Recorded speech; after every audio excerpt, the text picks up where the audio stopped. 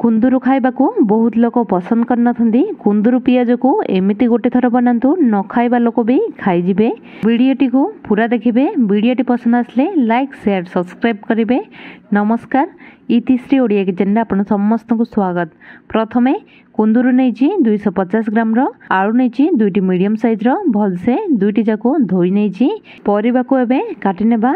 ता डेम्फो को दुई साइड रो टिके टिके काटि नेबा। तापर मझिरु दुई भाग करनबा, टिके बड़ साइज रखिकी काटि नेबा। आलू को भी एमिति लंबा शेप रे काटि नेबा। एठी सब परिबा को काटि नेछि। चारोटी मीडियम साइज रो पियाज नेछि, टिके बड़ साइज रे काटि नेछि। ता पाखुडा जाको अलगा कर नेबे। टिके अधिका पियाज नेथिबे ताले बहुत भलो टेस्ट आसीबो। कढ़ाई बसे नेछि, तेल पकै नेली। तेल गरम होई सारा परे कुंदूरु पकै नेली, आलू को पकै नेली। परिबा को देखिकी स्वाद अनुसार लूण पकै नेली। मिसै नेबा। परिबा को किछि समय भाजी नेबा। ता कलर चेंज होला पर्यंत मीडियम फ्लेम रे रखिकी भाजी नेबा।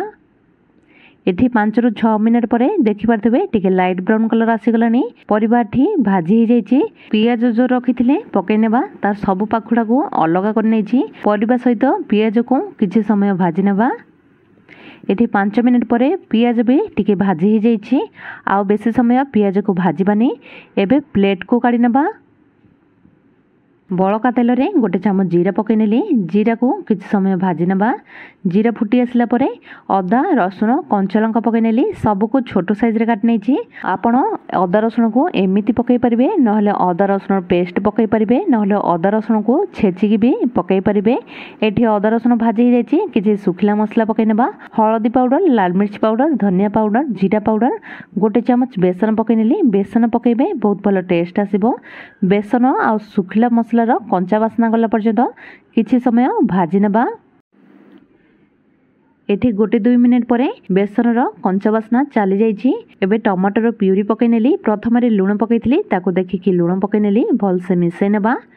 मिसै नेछि कभर करनबा। मसला तेल अलगा भाग दबा। सेतिकी भितरे मसला भी कसी हो जाइतिबो। एठी देखि पारथबे मसला तेल अलगा हो जाइछि।